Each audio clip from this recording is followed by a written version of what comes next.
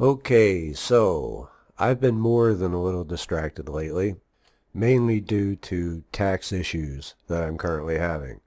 Now, I don't typically think that it's productive or necessarily in good form to go and share your problems, unless you can also extract and share the lesson that you can learn from them as well, which is what we're going to do. And I'm also going to answer a question that I get a lot these days. Which presidential candidate do I support? So, let's get into it.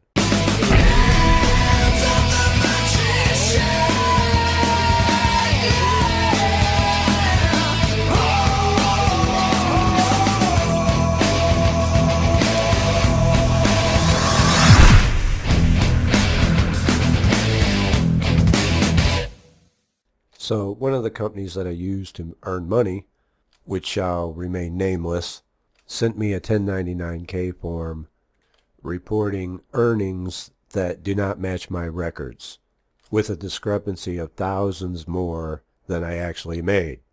I don't know about you, but I prefer not to pay taxes on money I never actually received. The first 9 months were completely correct. The last 3 months went completely off the rails. And when I tried to contact them to get this resolved and corrected, they've been completely blowing me off. Probably because if they have to fix mine, they have to fix them all. But I would rather not waste my time and get it resolved now instead of later when the IRS comes calling wondering why our records don't match. But that seems exactly like what's going to happen. But even with the numbers being corrected, the other thing is just the sticker shock of the tax bill this year. Now, many people ask me if I work a 9 to 5, is magic all that I do? And the answer to both of those is no. I haven't worked a 9 to 5 in probably 15 years, and I have other sources of income. However, over the past year, the success of this channel and my programs, this is rapidly becoming one of my main wants. And with virtually little to no overhead at all, I'm unable to make any deductions from the earnings from this channel and my programs. And so the amount came as a big surprise to me.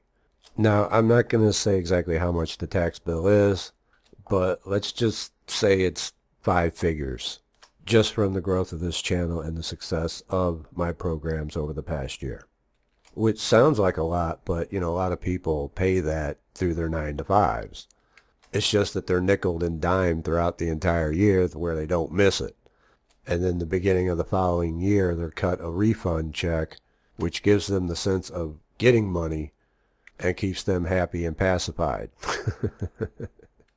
Whereas I got to pay it all at once. And if everybody did that, there would probably be an uprising, tomorrow. And it's not that I can't pay it. I certainly can and will. But it is going to hurt, and it's going to set me back in my plans a little bit. Some of the more immediate things that I wanted to do are going to just have to wait. It is what it is. And I know, first world problems. Which is kind of the point of this video. Which would you rather have? A 5-figure tax problem or being broke? We get into magic to help solve our problems. But the truth of the matter is, you're always going to have issues and problems. That's just the nature of polarity. There's always going to be some opposition or obstacle that crops up. It's just that as we improve ourselves, the quality of our problems goes up. We just get better ones. And we continue to use magic to help solve our issues, which makes them easier to handle. It's not as if Frater is sitting back leading a problem-free life. And if there's someone out there who is, let me know, because I want to take your course. Everyone has to face challenges. It's just that the more that we improve, the better we are able to handle them. The more adept at magic you are, the easier it is to resolve them. But if you're getting into magic thinking that all your problems are just going to go away, then you're going to be disappointed. The current problems you have may go away, but there's always going to be something else that comes along. Just a couple weeks ago, I had one of my outdoor cats, who never really goes anywhere, disappear and stop coming around at feeding time. And when she was gone for over a week, I really started getting concerned. A lot of people would just simply feel like they can't do anything about that, aside from try to comb the neighborhood. But, the first thing I did was just break out a candle. I used brown because that relates to pets and animals, some attraction and protection oil, along with a custom incense blend, of which the main ingredient was catnip. And within 2 days, before the candle even finished burning, she had returned home, of which I am grateful. Things are going to happen, but as a magic practitioner, taking action, it's going to be a lot easier. And it's always going to give you a constant supply of things to practice your magic on. So that's what's been going on, and I hope you understand that there's always going to be opposition. But as you steadily improve, at least the quality of your problems will continue to increase. Now we get to another question that I'm asked a lot, which is, which presidential candidate do I like or support? And the short answer to that is none of them. I mean, when you take a look at what we have, you have to ask yourself, is this the best and brightest that America has to offer? And I'm just not seeing it. But, more than that, it's just that nobody is addressing the root cause of many of the country's problems. They just merely address the symptoms and call them issues. What I'm seeing is just politics as usual. We've already gone over how polarity is used to control, and there's nothing more highly polarized than politics, other than religion. Religion and politics are the top two. I mean, how many times are we going to vote based solely on what we want to hear, only to have those campaign promises broken once they're in office? Promises are not a legally binding contract. They cannot be held liable for breaking them. Now, if you can get them to sign a contract with the people, then they would have to deliver. I'm also for mandatory IQ requirements, so we can also eliminate the stupidity excuse. And people are upset with the way things are because of those broken promises, or because things just aren't going their way. And this is why candidates like Donald Trump and Bernie Sanders are pretty popular, because they're offering something outside of the norm, but they're also more extreme in their polarity. And so it doesn't take a genius to figure out that if either one of them win, the country is going to be even more divided than ever. The only thing that Trump has over any of the others is that he has his own money. And so he's not beholden to anyone. Even the GOP itself, his own party is divided on him, because they can't control him if he's not beholden to them. This is why they're using people such as Romney to try to shoot him down, which is pretty telling about the political parties that we have. They would rather try to destroy their front runner than to have somebody that they cannot control.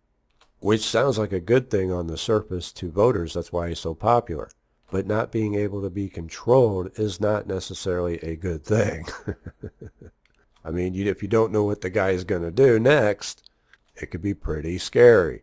I mean, he could either be a great president or a complete and total utter disaster. Trump is the proverbial wild card of all the candidates. It does address, however, one of the fundamental problems of the entire political system, which is the money in politics being bought off and controlled by the corporate interests. Now, with Clinton, you're going to have more politics as usual. I would think that with her, things aren't going to be much different than they are now. However, people aren't satisfied with the way that things are now, at least a lot of them, which is why Trump and Sanders are so popular. So when I look at Clinton, I see politics as usual. I also see politics as usual in Ted Cruz. The way he panders to his base group of evangelicals consistently should be an obvious clue of politics at its least finest. I heard him once use the adjective prayerfully in one of his speeches. I think he made that one up. I've never heard that adjective before. But he'll always slip a God or a prayerfully in just to keep his voter base on the hook. And it's not that I have a problem with religion, it's just that it comes off as disingenuous. Now, to be fair, all of them pander to their base. It's just with Cruz, it just is more blatantly obvious. If it's difficult to believe someone when they're campaigning, it's also going to be difficult to believe that they'll follow through once they take office. And then we have Sanders, who's way out in left field, as far left as Trump is right.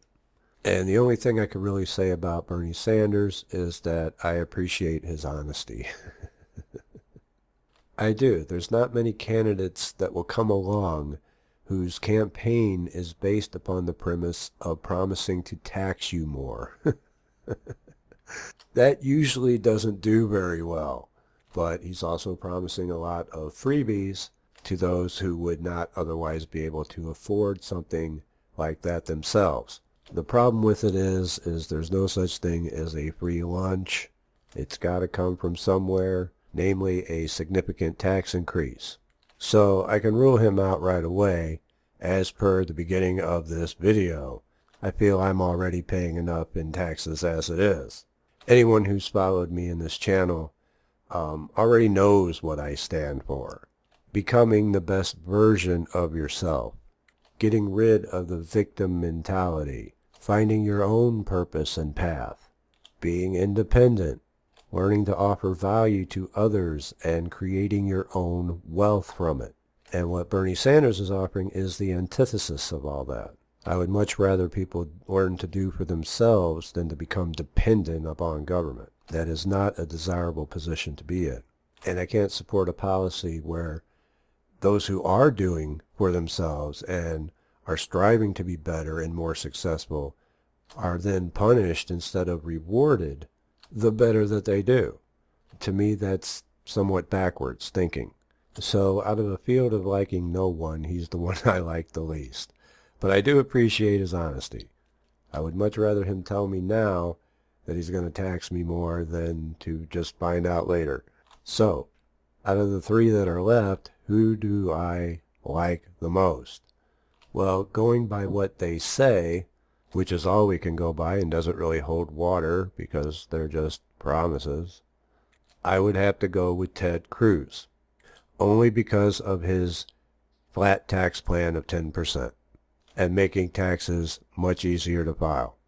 You know, because I'm going through this stuff now, and the forms and formulas that they use are all convoluted, ridiculously complex, and I keep saying that people just make things way more complex than they need to be. But this is the only reason that I am even looking at him. As I said, I don't like any of them.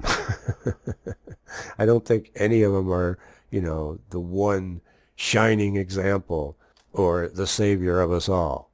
I'm not seeing that. I'm seeing a lot of politics as usual, with a few unusual elements thrown in, just to make it seem different enough. So this isn't an endorsement for Ted Cruz or anything. As highly polarized as politics are, you know, I don't want people losing their damn minds because I said that the best one is Ted Cruz. No, the best one for me, in my situation, is Ted Cruz. And that's going by what he's saying off of his flat tax plan. Whether or not that would actually happen, you can only wait and see. Prayerfully. I think everyone could benefit from being able to keep more of their earned money in their pocket, to be able to be spent how they wish. But I also understand the position that a lot of Bernie Sanders supporters are in, and how his promises would seem pretty good to them. But regardless of who is elected to office, I don't see the country becoming united by any stretch of the imagination. I believe it's going to be just as divided, if not more so, and that things won't be necessarily better. Quite frankly, I'm expecting more of the same. So I hope that this has satisfied the curiosity of many people so that I won't get as many questions on it. And if you didn't like that I didn't particularly care for your particular candidate of choice, which is essentially all of them, just remember that you don't have to. You know, who you like is who you like. I just know that as highly polarized as politics are, many people have an immediate knee-jerk reaction to anyone even talking about it. And I will leave it at that. We are now a week away from the launch of the 4th cycle of the Laws of Magic subscription series. So this is the last opportunity to sign up before we launch, which won't be available again until around October. So for those of you thinking about getting in on it, this is the final week to do so. And I will see you soon. Take care.